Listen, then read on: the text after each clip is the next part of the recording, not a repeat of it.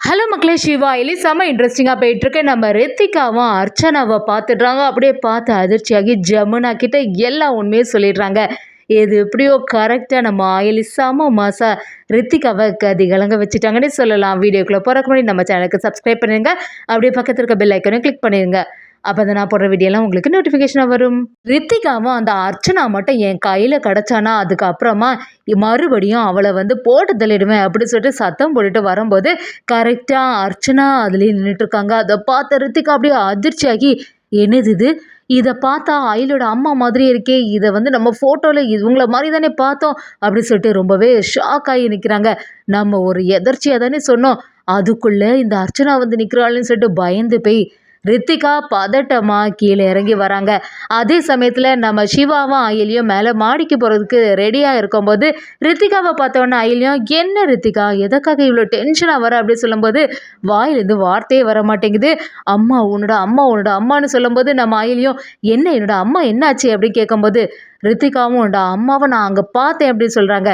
அதை கேட்டு அகிலி அப்படியே குழம்பி போய் நிற்கிறாங்க. என்னாச்சு, கொஞ்சம் முன்னாடி தான் இந்த கபிலனுக்கு தெரிஞ்சவங்களும் அந்த ரூமில் போய் பார்த்தாங்க. அந்த இடத்துலேருந்து தப்பிச்சு எப்படியாவது அம்மாவை யார் கண்ணுலையும் படக்கூடாதுன்னு சொல்லிட்டு பார்த்தா இந்த ரித்திகா பார்த்துட்டா போல, இப்போ என்ன செய்யறதுன்னு அயலி ரொம்பவே கன்ஃபியூஷனில் இருக்கும்போது நம்ம சிவாவும் அதை பதட்டமாக பார்க்குறாங்க. அப்படி நம்ம ரித்திகா கிட்ட என்ன சொல்கிற நீங்கள், அதான் அவளோட அம்மா போய் சேர்ந்து நிறைய வருஷம் ஆச்சே, அவங்க எப்படி இங்கே வருவாங்க அப்படி கேட்கும்போது ரித்திகாவும், நான் இன்னும் பொய்யா சொல்கிறேன், உன்னோட அம்மாவை தான் நான் ஃபோட்டோவில் பார்த்துருக்கேனே, அந்த ஃபோட்டோலேருந்து அதே முகம் தான் அங்கே தான் நின்றுட்டுருக்காங்க, அந்த செவ்வறு பக்கமாக தான் நிற்கிறாங்க அப்படி சொல்லும்போது நம்ம ரித்திகாவும் அப்படியே பதட்டமாக இருக்கும்போது அயலியும், இல்லை அப்படியெல்லாம் இருக்கிறதுக்கு வாய்ப்பே இல்லை, எங்கள் அம்மா எப்படி இங்கே வருவாங்க அப்படின்னு கேட்குறாங்க. அது கேட்டு ரித்திகாவும் வேணும்னா போய் பாருங்கன்னு சொல்லும்போது நம்ம சிவாவும், சரி தள்ளு நான் போய் பார்க்குறேன்னு சொல்லிட்டு மேலே மாடியில் போய் பார்க்குறாங்க. அது செவரு பக்கமாக பார்க்குறாங்க. அவங்க அம்மா இருந்ததை கவனித்த உடனே சரி யார் கண்ணிலையும் படாதவாறு அர்ச்சனா அம்மாவை அப்படியே எங்கேயாவது வச்சிடணும்னு சொல்லிட்டு அர்ச்சனாவை வேற ஒரு இடத்துல நம்ம சிவா கூட்டிகிட்டு போயிடுறாங்க. அதே சமயத்தில் ரித்திகா பக்கத்தில் வந்தோடனே சிவாவும், என்ன சொல்கிற ரித்திகா, இங்கே யாருமே இல்லையே, நான் இப்போ தானே பார்த்துட்டு வரேன், நீ ஏப்பாரு இங்கே யார் இருக்கா அப்படி சொல்லும்போது நம்ம ரித்திகாவும் ரொம்பவே டென்ஷனாக அவங்க பார்க்குறாங்க. அங்கே யாருமே இல்லை, நான் கொஞ்சம் முன்னாடி தான் இங்கே பார்த்தேன், இந்த அயலோட அம்மா இங்கே தான் நின்றுட்டு இருந்தாங்கன்னு சொன்னாலும் நம்ம சிவாவும் அயலியும் சேர்ந்து ரித்திகாவை ஏமாத்திடுறாங்க. நம்ம ரித்திகாவுக்கு ஒரே குழப்பமாக இருக்குது, இல்லை யாரோ ஒருத்தங்க இங்கே இருக்காங்க, எல்லாரும் சேர்ந்து நம்மளை மறைச்சிருக்காங்க அப்படின்னு சொல்லிட்டு ரித்திகாவுக்கு தூக்கமே வர மாட்டேங்குது. அப்படியே தூங்கிட்டு இருக்கும்போது சைட்லேயும் யாரும் நின்றுட்டுருக்க மாதிரி இருக்குது. என்னது இந்த ஜன்னல் வழியாக காற்றெல்லாம் வீசுது, யாராக இருக்கும்னு சொல்லிட்டு பார்க்கும்போது அர்ச்சனாவோட முகத்தை மறுபடியும் பார்க்குறாங்க. நான் சொன்னால் யாருமே நம்ப மாட்டேங்கிறாங்க, இப்போவே எல்லாரையும் எழுப்பி நம்ம காட்டணும் அப்படின்னு சொல்லிட்டு அப்படி நம்ம சத்தம் போடும்போது அந்த சத்தத்தை கேட்ட நம்ம இந்திராணி ரவி எல்லாரும் சேர்ந்து, என்னாச்சு ரித்திகா எதுக்காக இப்போ சத்தம் போட்ட அப்படின்னு கேட்கும்போது இந்திராணியும், நான் அர்ச்சனாவை பார்த்தேன், அயலோட அம்மா இங்கே தான் இருக்காங்க அப்படின்னு சொல்லும்போது அயலி செல்வன் ஆகி எல்லாருமே அதிர்ச்சி ஆகி பார்க்குறாங்க.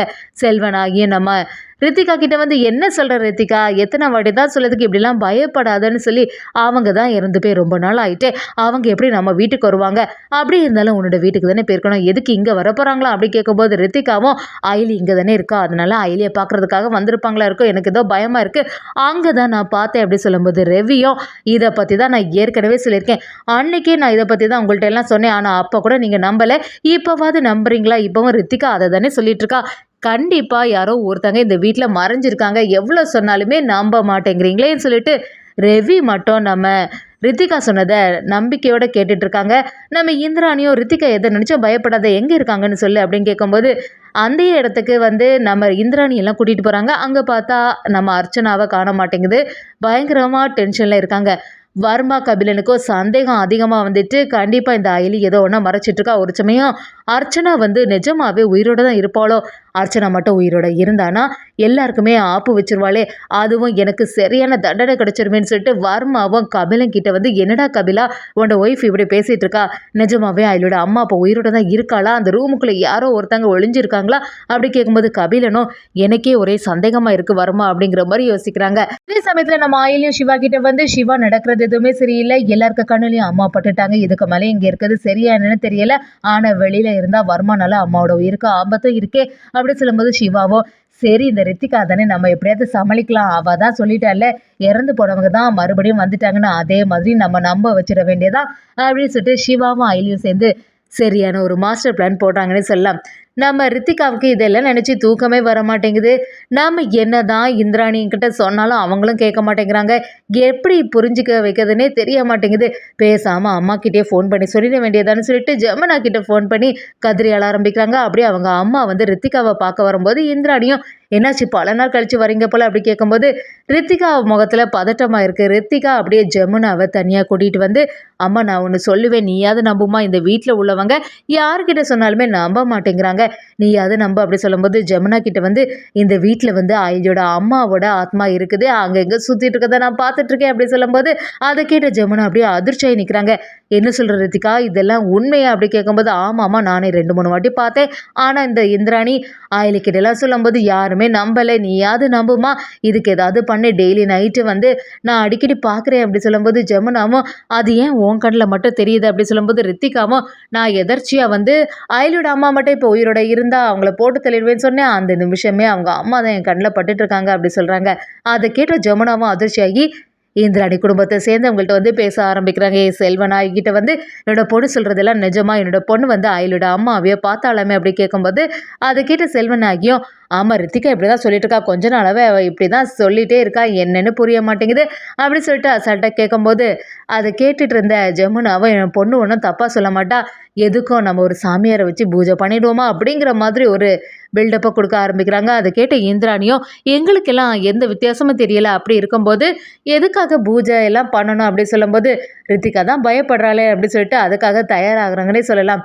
அதே சமயத்தில் நம்ம அயலியும் சிவா கிட்ட ஃபஸ்ட்டு வந்து இந்த வீட்டில் இருந்து உள்ள பிரச்சனைகள் எல்லாமே சரி பண்ணிடணும், நம்ம இந்த வீட்டுக்கு வந்ததே இந்த கபிலனை பற்றின உண்மைகளை நிரூபித்து வர்மாவை கண்டுபிடிக்கிறது தான், கூடிய சீக்கிரமாக என்னோட அம்மாவுக்கு மேலே எந்த தப்புமே இல்லைன்னு சொல்லிட்டு நிரூபிச்சிடணும், எத்தனை நாள் தான் இதே வேஷத்தை நம்ம இந்த வீட்டில் போட்டுட்ருக்குது அப்படின்னு சொல்லிட்டு நம்ம ஆயிலும் சிவா கிட்ட கேட்கும்போது சிவாவும் சரி கொஞ்சம் பொறுமையாக இரு, நம்ம முதல்ல வந்து வர்மா யாருங்கிறத கண்டுபிடிக்கணும், வர்மா கண்டுபிடிச்சோன்னு வச்சுக்கேன் அதுக்கப்புறமா அவனை ஏதாவது பண்ணிடலாம் அப்படி சொல்லும்போது நம்ம சிவாவோ இப்போதைக்கு தான் அப்பா எம்எல்ஏ ஆகிட்டாங்கல்ல, இனி அந்த பொறுப்புலேயே இருக்காங்க, வர்மா எப்படி இருந்தாலுமே சீக்கிரத்தில் அப்பாவுக்கு குடைச்சல் கொடுக்க ஆரம்பிச்சிருவான், அதை வச்சு நம்ம எப்படியாவது கண்டுபிடிக்கலாம்னு சொல்லிட்டு நம்ம சிவாவும் அயலிக்கிட்ட சொல்கிறாங்க. அயலியும் இப்படி எல்லாருமே வீட்டில் உள்ளவங்க கண்ணில் பட்டாச்சு, இனியும் வந்து அம்மாவை இந்த இடத்துல மறைச்சி வைக்கலாமா அப்படி கேட்கும்போது இதோட சேஃபான பிளேஸு வேறு எதுவுமே கிடையாது, நம்ம கூடயே அம்மா இருக்கதா சரின்னு சொல்கிறாங்க. ஒரு கட்டத்தில் நம்ம அர்ச்சனாவை வந்து இந்திராணியே பார்த்துறாங்கன்னு சொல்லலாம். இந்திராணிக்கு எல்லா உண்மையும் தெரிய வருது. நம்ம இந்திராணியை அயலிக்கிட்ட கேட்கும்போது அயலியும் கொஞ்சம் தயக்கமாக இருக்கிறத கவனிச்ச இந்திராணியும் ஏதோ ஒரு விஷயத்த பெருசாக நீங்கள் மறைக்கிறீங்க, ஒழுங்காட்டும் உண்மையை சொல்லுன்னு சொல்லிட்டு நம்ம அயலிக்கிட்ட கேட்கும்போது ஆமாம் என்னோட அம்மா உயிரோட இருக்காங்க அப்படிங்கிற ஒரு விஷயமே எனக்கு கொஞ்ச நாள் முன்னாடி தான் தெரியும், என்னோட மாமா தான் இது வரைக்கும் என்னோட அம்மாவை பார்த்துருக்காங்க, அவங்களுக்கு இப்போ சுயநினைவு எதுவுமே இல்லை, வர்மாவுக்கிட்ட வந்து மறுபடியும் என்னோட அம்மா மாட்டிடக்கூடாதே அப்படிங்கிற ஒரு அக்கறையில் தான் நான் வந்து இந்த ஸ்டோர் ரூமில் மறைச்சி வச்சேன் அப்படிங்கிற எல்லா விஷயத்தையும் நம்ம அயலி இந்திராணிக்கிட்ட சொல்ல ஆரம்பிக்கிறாங்க. இந்திராணி ஒரு கட்டத்தில் நம்ம அயலிக்கு ஆதரவாக இருக்க போகிறாங்கன்னே சொல்லலாம். நம்ம அயலி செம மாசாட்டு ரித்திகாவை கதி கலங்க வச்சுட்டாங்கன்னே சொல்லலாம்.